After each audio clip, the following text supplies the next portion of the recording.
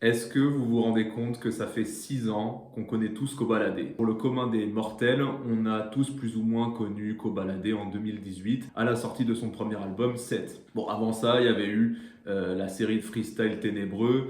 Moi j'ai ce que je te raconte, en vrai si tu béton c'est que t'es con. Qui lui a permis de faire sa signature en maison de disque. Et c'est important de préciser que Kobalade, c'est quand même quelqu'un qui a percé relativement jeune parce qu'il a 18 ans quand sort son premier album et quand il sort les freestyles ténébreux, il n'en a que 17. Et aujourd'hui, ça fait déjà 6 ans qu'on a vu arriver Kobalade dans le paysage du rap français et mine de rien, aujourd'hui il a 24 ans et on a eu le temps en 6 ans de le voir grandir jusqu'à évidemment la semaine dernière. Je pense que vous n'avez pas pu passer à côté. Kobalade a été impliqué dans un accident de la route à Créteil en tant que chauffeur et un des passagers est malheureusement décédé. Il s'agissait de William Dogbe, un homme de l'ombre de l'industrie du rap, présenté comme le styliste des rappeurs, âgé de seulement 30 ans et père de 2 enfants. Ça m'a d'autant plus choqué que j'avais remarqué ces dernières années, ces derniers mois, une certaine amélioration de l'état de Kobalade. J'avais l'impression qu'il allait mieux, qu'il avait gagné en maturité et bien que je le connaisse absolument pas, ça me faisait quand même plaisir pour lui, même si je suis pas complètement naïf non plus. Je sais que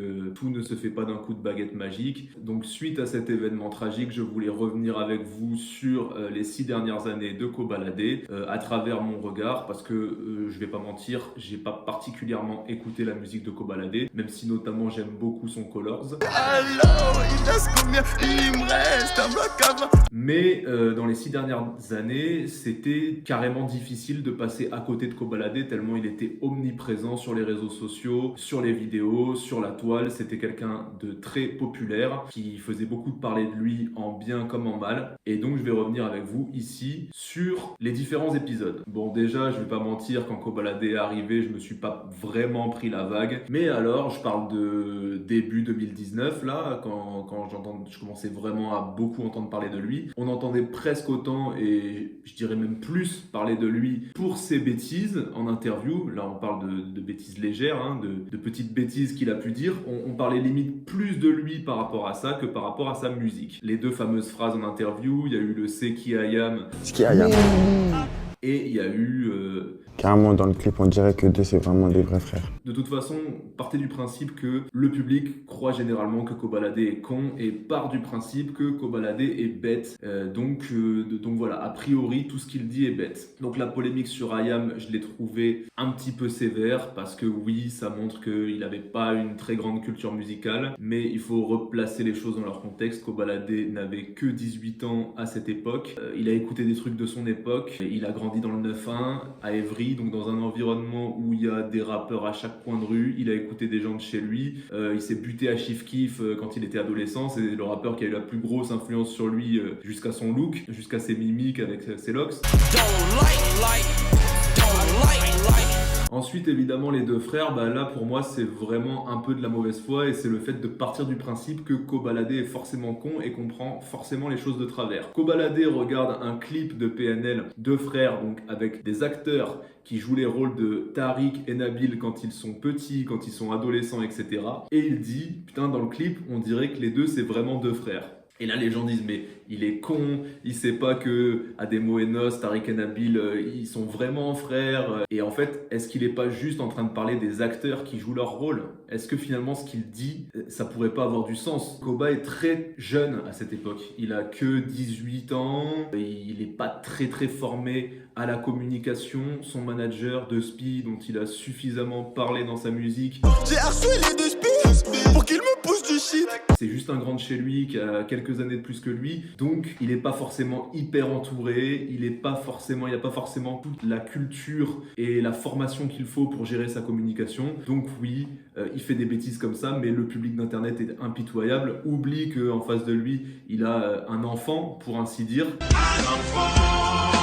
Et nous, en plus de ça, quand on voit Kobalade, on voit juste un mec qui rigole et qui dit des bêtises. On voit juste une espèce de clown, en fait, qui est là pour nous divertir, mais on se rend pas forcément compte que Kobalade, il a 10 frères et sœurs, il vient d'un environnement pauvre, son père a quitté le foyer quand il était en 4e, donc a priori sa mère c'est pas Liliane Bettencourt, donc le moins qu'on puisse dire c'est que ça devait pas être rose tous les jours à la baraque. Et à 18 ans, il se retrouve propulsé chef de famille, à devoir gérer les problèmes des uns et des autres. Et il y a une phrase que je trouvais assez drôle dans RR91, Comme je suis pété, je suis obligé de ce qu'il met dans le kit.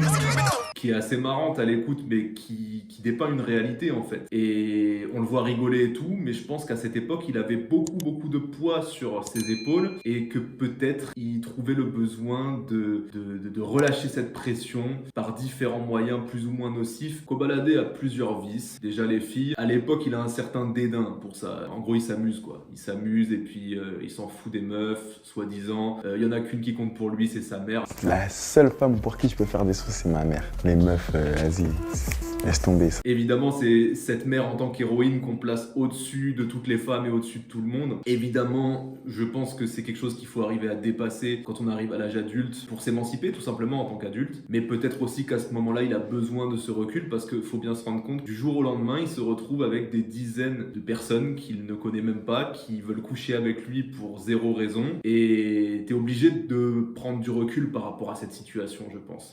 Tu veux pas sucer mon pote? Donc il est discret sur sa vie privée, mais il y a quand même eu des rumeurs d'infidélité au cours des années, notamment à l'époque où il était en couple avec Astrid Nelsia. Lui-même, il en a rigolé à des moments dans des interviews, il a raconté des bails d'adultère. Genre, il y a une autre raclée, elle est venue en bas de l'appart. Et la raclette qui me dit, viens, on descend. Je lui dis, mais qu'est-ce que tu racontes, toi? J'ai débranché ma Xbox, je me suis cassé. Waouh, moi je suis pas dans les explications. Non. Ensuite, parmi les vices de Kobalade, il y a la vitesse. Kobalade devient riche, il gagne de l'argent, pas mal d'argent très tôt. Et évidemment, qu'est-ce qui fait fantasmer les jeunes adolescents? Les grosses voitures. Donc Kobalade s'achète des grosses voitures. Et qu'est-ce qu'il fait avec ces grosses voitures? Il les fait rouler très vite. Et il a des accidents de voiture. En 2020, il a un accident de voiture à Marseille.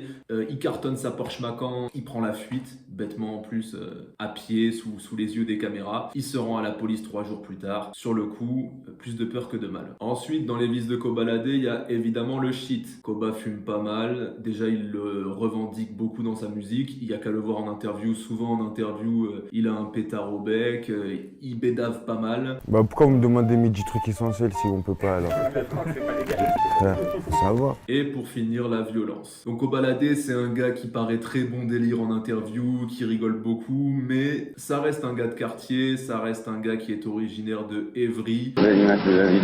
Et à Paris, on a l'habitude de dire que chaque département a un peu sa spécialité en termes de délinquance. Et le 91, sa spécialité, ce serait la bagarre. Je viens du 9-1, je sais me bagarrer. Et à 17 ans, en 2017, Kobalade a déjà fait l'objet d'une garde à vue, justement pour un affrontement entre bandes rivales. Après ça, en 2022, il y a eu une bagarre en bande en boîte de nuit. Apparemment, Koba aurait mis des coups de tesson de bouteille sur la tête de quelqu'un. Il y a des images vidéo où on le voit tacler une personne, piétiner une personne qui est déjà au sol. C'est à la suite de cette bagarre en boîte de nuit que Kobalade a connu sa dernière peine de prison suite à laquelle il a, selon moi, montré un visage vraiment différent du Koba du passé. Mais revenons au passé justement un petit peu, et notamment sur les différentes polémiques de Kobalade en dehors du volet judiciaire. En 2020, Kobalade partage un tweet où il publie l'histoire d'un homme américain qui a tué son fils adolescent parce que ce dernier était homosexuel et qu'il préférait avoir un fils mort qu'un fils homosexuel. Kobalade partage cette information avec plusieurs emojis serrage de main et le commentaire bien joué. Kobalade a vraiment merdé sur ce coup-là et d'ailleurs ça lui a porté préjudice parce qu'il a été annulé de, je pense, la plupart des festivals sur lesquels il était programmé cet été. Il a dû perdre pas mal d'oseille sur ce coup-là, mais ça ne lui a pas bousillé sa carrière pour autant. Donc ça lui a porté préjudice, donc peut-être qu'au moins ça le fera réfléchir. Cela dit, malheureusement, beaucoup de gens pensent encore comme Kobalade. En fait, le truc avec Kobalade, c'est que que contrairement à d'autres qui ont atteint son niveau de notoriété et qui pensent peut-être la même chose que lui mais qui vont s'abstenir, lui il a cette espèce de truc sans filtre de le dire. Mais ce côté un peu sans filtre de Kobalade, et ben dans d'autres situations c'est ce qui a pu me le rendre sympathique, parce que les rappeurs parlent beaucoup de fait d'être vrai, d'être trop ghetto pour les autres, de dire toujours ce qu'ils pensent, etc. Mais Kobalade, ça se voit que c'est réel en fait. Et je pense à cet exemple où il fait un live PlayStation avec SCH, NASA et je sais plus qui d'autre, et où le gars dit qu'il préfère Xbox à PlayStation. Mais moi je suis plus à l'aise sur la Xbox. Hein. Là c'est compliqué wesh. Moi je joue qu'à la Xbox moi. Tu es dur avec toi-même. C'est ce que je lui ai dit. T'es fou la Play frère.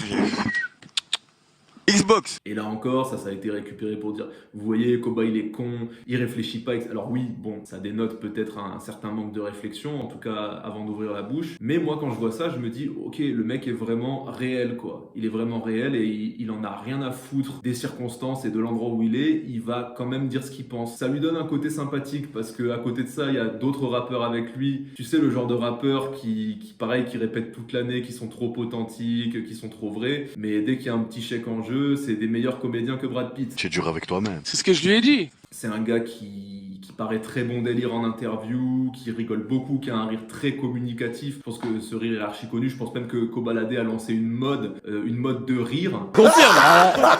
Donc voilà, c'est quelqu'un, malgré tout ce qu'il a dit et fait, j'ai du mal à penser que ce mec est fondamentalement mauvais. Et je pense qu'au cours de ces années, on a beaucoup mis la lumière sur les défauts de Kobalade, notamment le fait que, a priori, il serait très bête. Mais on n'a pas beaucoup accentué ses qualités, et à mon avis, il y a une de ses qualités qui est d'être généreux. Il a sorti 2 albums, je crois, au moins 2 projets avec Seven Banks. Seven Banks, c'est donc son collectif d'origine, avec Boleman, Shotas, etc., etc. Tous les mecs du 9-1, du Bad 7, avec qui il a grandi. Et il a sorti au moins 2 projets avec eux. Évidemment, il a porté ses projets à bout de bras parce que c'était de loin, lui, le mec le plus connu du crew. Et bon, ça a donné des interviews légendaires parce que, bon, bah, les gens disaient même qu'ils étaient encore plus cons que Koba et que Koba, il paraissait intelligent par rapport à eux. Les gambas, c'est trop bon les gambas. Mais toi tu sais pas c'est quoi des gambas? Non, je sais pas c'est quoi. Mais si j'ai bien compris, c'est du poisson, c'est ça, non? Bon, moi je vois surtout des gens bon délire qui aiment rigoler, alors c'est sûr que c'est pas des ingénieurs, hein. C'est le bâtisse enculé! Mais je vois des gens qui rigolent beaucoup et qui ont l'air proches et assez soudés. C'était quand même des interviews sympas et marrantes à regarder. Ces interviews à plusieurs avec le Seven Banks, ça permet aussi de voir un petit peu vraiment l'environnement d'où vient Kobalade. Et tu vois un peu les délires qu'ils ont. Alors évidemment, il y a les interviews dans la Gova qui sont très bien pour ça. Évidemment, il y a le délire de la vitesse. Ah mais calme toi aussi ça Ouais, me bat. calme. Quoi Il y a tout ce qui va avec un certain mode de vie en fait. Voilà, Oh là là, chasse. attention, il y a des plots, il y a des plots.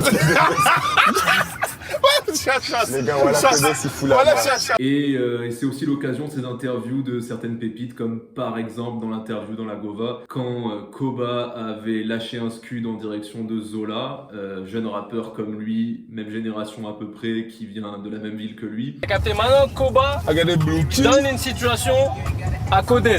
Tu dois baiser la meuf. Oh, c'est vraie question. Je ne peux pas répondre à cette question. Je suis désolé, Colombien. Codes, propose une situation à Koba. Aïe, aïe, aïe. Oh, lolo.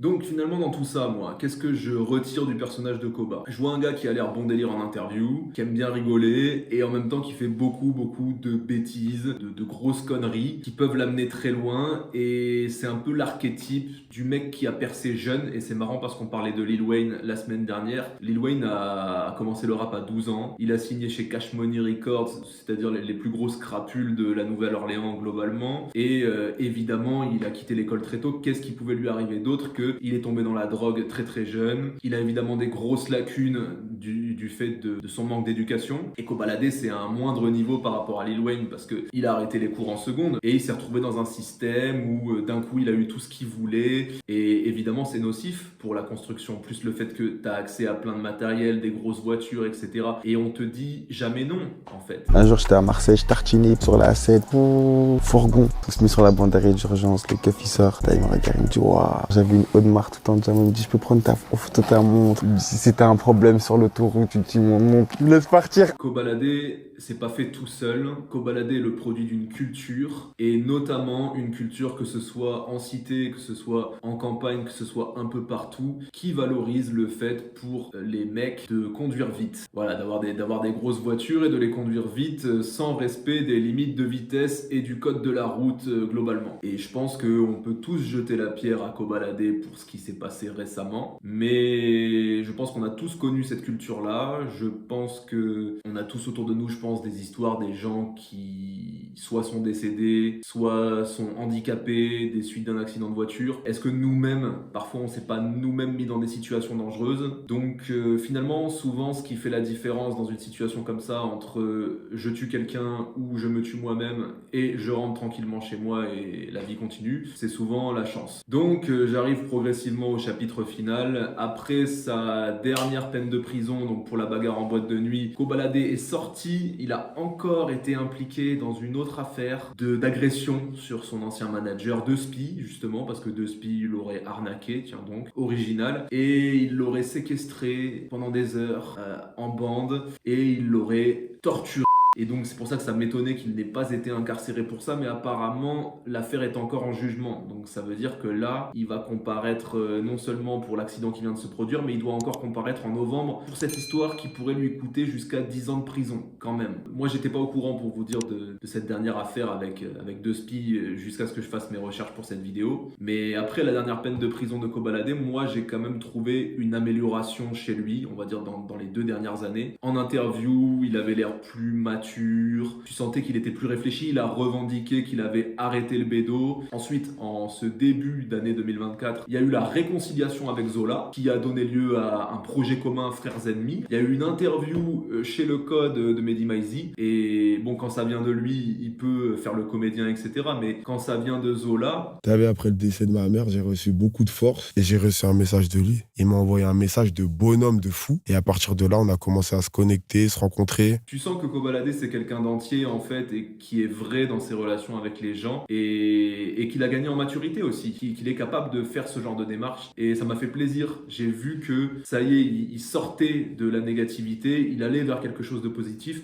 et moi je crois vraiment en la rédemption. Après ça, en avril, il y a sa relation avec Weshden qui éclate au grand jour. Donc bon, les médias, c'est normal, ont vraiment tourné ça en mode Jay-Z, Beyoncé, ou Kanye West, Kim Kardashian, les power couple de l'époque, quoi. Et il faut dire qu'en même temps, à part eux, ils n'avaient pas grand chose à se mettre sous la dent, hein. Moi je connais pas d'équivalent de ce couple-là en France. Le couple avec Weshden, il paraît complètement logique finalement, surtout quand tu regardes la dernière interview avec Mouloud, que je vous encourage vraiment à regarder si vous l'avez pas vu. Là tu prends vraiment conscience de ce qu'ont pu traverser ces 2 personnes, qui ont pour point commun d'avoir percé jeunes, d'avoir dû gérer les flots de haters, parce que l'un comme l'autre, on les prenait un peu pour des débiles quand ils sont arrivés, quoi, hein. J'ai envie de te dire que moi, ça me choque toujours.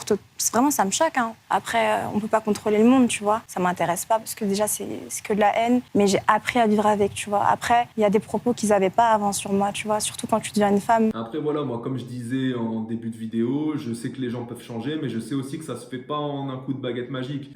Si Koba a arrêté le shit, c'est super, mais je sais que dans le processus de guérison, il y a les rechutes, et les anciens toxicomanes eux-mêmes te diront que les rechutes, ça fait partie intégrante du processus de guérison. Donc pareil pour les relations de Koba avec les femmes. Si Koba avait pris pour habitude de tromper sa partenaire, bon, je pense qu'une personne qui a pour habitude de tromper, trompera, peu importe la partenaire, parce que le problème vient de cette personne, à moins qu'elle ait une vraie volonté profonde de changer et qu'elle fasse les choses qu'il faut, qu'elle travaille vraiment sur elle. Donc j'espérais que ça colle entre Koba et Weshden, même si je trouvais ça un peu too much. D'ailleurs, malheureusement, je crois même que c'était la veille, ils avaient sorti un shooting photo où vraiment il l'a poussé sur une balançoire. Vraiment, j'avais envoyé ça à un pote. C'était mignon, mais c'était vraiment too much. Et donc le lendemain, j'apprends cet accident, et donc je suis choqué, et ça fait de la peine, parce que évidemment ça fait de la peine pour la personne qui est décédée avant tout, mais ça fait de la peine pour Koba, parce que j'avais vraiment l'impression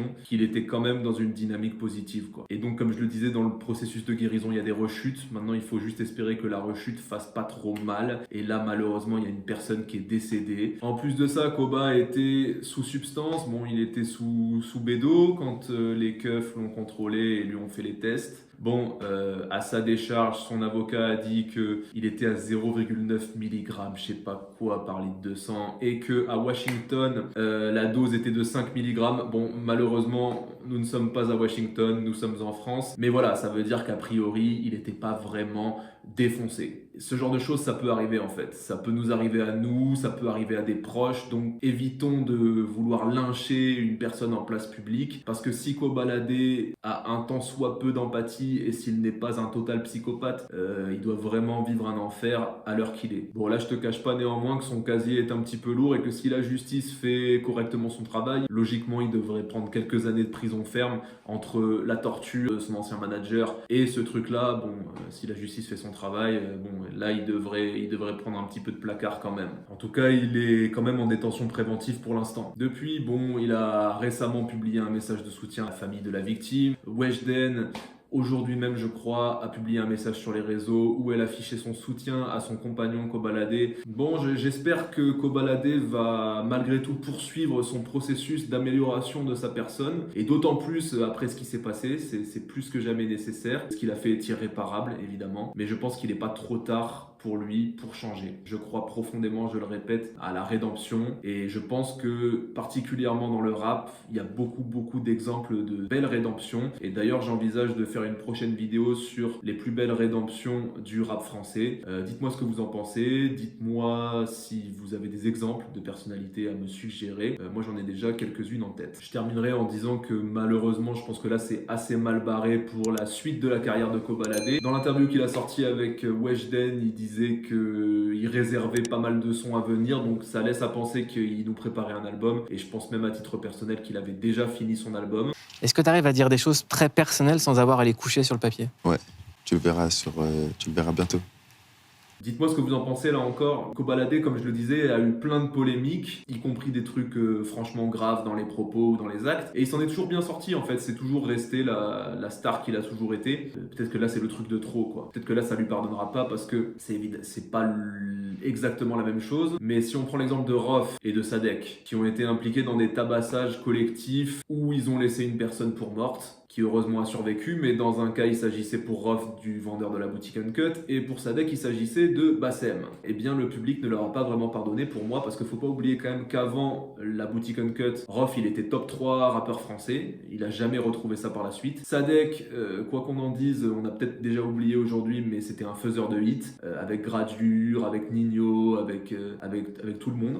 Et pareil, il a jamais retrouvé sa carrière d'antan. Donc je pense que autant le public continue à fantasmer le trafic, le banditisme, autant les trucs comme ça qu'il considère un peu plus sales, il a du mal à pardonner quoi. Donc à voir, parce que l'affaire Kobalade, là, un accident comme ça, c'est une première, j'ai l'impression, dans le rap français. Donc dites-moi ce que vous en pensez. En tout cas, si je peux avoir une influence quelconque sur tout ça, n'allez pas vous en prendre gratuitement à Kobalade sur les réseaux sociaux. Ça sert à rien en fait, c'est pas ça qui va faire de lui une meilleure personne. Abstenez-vous de trop juger les gens et surtout prenez soin de vous, prenez soin de vos proches, évitez de reproduire ce genre de schéma toxique qui donne lieu à ce genre de drame. Voilà, portez-vous bien, d'ici la prochaine vidéo, on se retrouve très vite et à bientôt. See you later.